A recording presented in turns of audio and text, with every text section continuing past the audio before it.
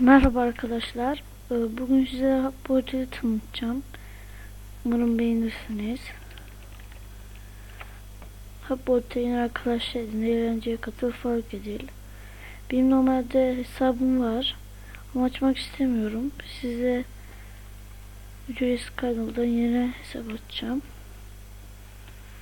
Atıyorum, e-posta yerine koyalım.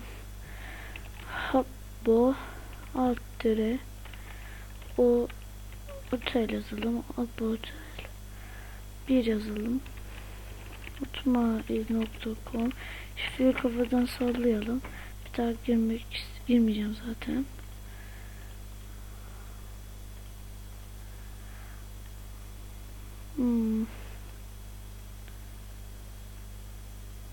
O zaman değiştirelim.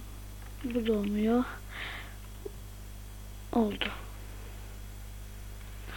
Buradan istediğiniz kılı seçebiliyorsunuz. Böyle mesela. İşte böyle istediğinizi seçebiliyorsunuz. Buradan adınızı değiştirebiliyorsunuz. Şöyle mesela istediğiniz bir ad. Habbo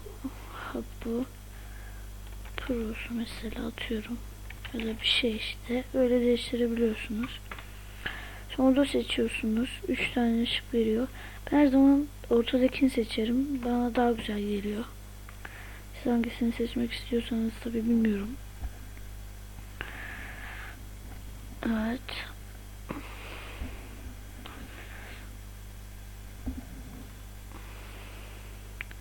Sonra bu odaya geliyoruz.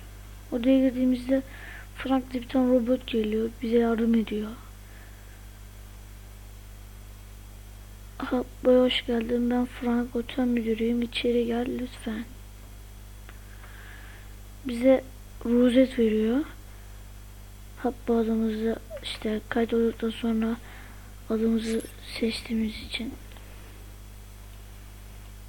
Sonra bize ördek veriyor.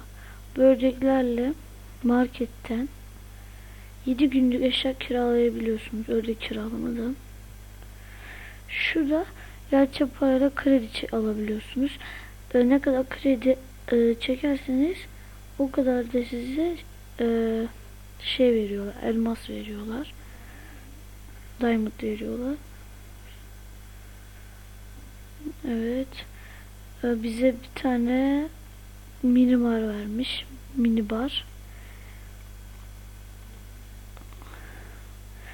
Yarın görüşmek üzere. Yarın oyuna girdikten sonra yarın size kedi, köpek veya domuz verecek. Siz seçiyorsunuz. Ondan sonra işte buradan arkadaş edin. Mesela kulübe gidelim.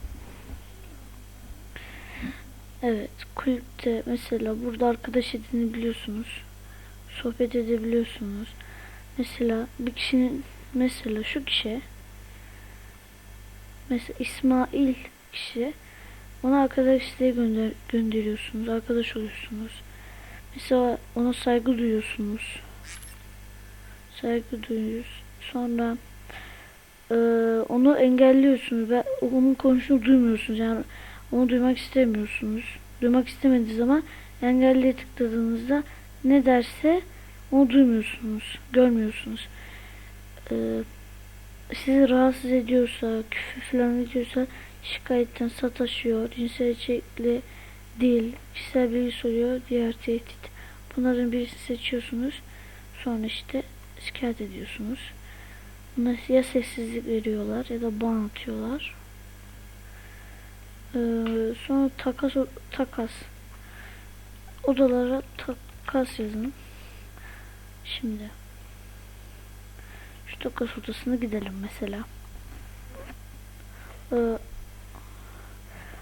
Arkadaşlarınızla takas yapabilirsiniz. Mesela sen ona bir eşya veriyorsun, o sana eşya veriyor. Ya da o sana eşya veriyor, sen vermiyorsun. Bedava eşya veriyor yani. Ama takas yapabilmek için şuradaki bu vatandaşı olmamız gerekiyor. Mesela emniyet sınavı. Bunu sonra gibi böyle geçiyorsunuz. İsterseniz okuyun. Bunu yaptıktan sonra, her görev yaptıktan sonra size bir tane ördek veriyor. Mesela ilk kez görünümünü değiştir. Hemen görünümümüzü değiştirelim. Söyleyemedim. Mesela işte siz burada kendiniz tasarlayabiliyorsunuz. Bir de hecilik var. Hecilik bir ayı 25 kredi. Yani bu mesela para çekmek istiyorsan, kredi çekmek istemiyorsunuz, istiyorsanız buradan kredi sayfasına tıklıyorsunuz. Oda paketleri var. Burada 5 TL normal kontrolle, 5 TL kontrolü burada. Bir ay 5 TL. Burada telefon numaranızı yazıyorsunuz tıkladığınızda. Telefonunuzda işte mesaj geliyor. Evet yazıyorsunuz öyle yani. Ama buradan almak istiyorsanız 25 kredi. Sonra işte takas yapabilmek için bu vatandaşı olmanız gerekiyor. Burada otellerin 5 odasını ziyaret, otelde toplam yarım saat geçir yani 30 dakika. İşte böyle yapıyorsunuz. Sonra bizden birisin. Ya vatandaş oluyorsan, bu vatandaş oluyorsan bir ödek, bir de sana bir tane duvara koymak için bir şey veriyor. Beni dinlediğiniz için teşekkür ederim. Abone olursanız sevinirim. İyi günler.